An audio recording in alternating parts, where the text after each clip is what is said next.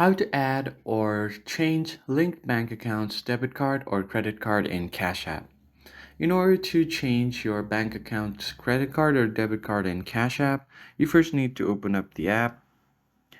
And once you open up the app, what you need to do is you don't want to head over to the bank section at the bottom left corner. What you instead want to do is on the top right, you'll find your profile icon. So simply tap on it.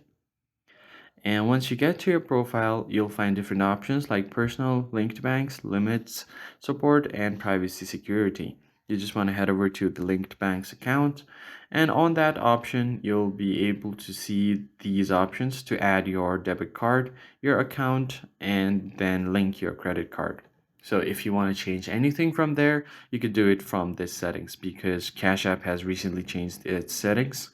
And once you've done that, you should be able to change or add a link to your debit or credit card on Cash App. So that's it for this video, guys. I hope it was helpful. I'll see you on the next video.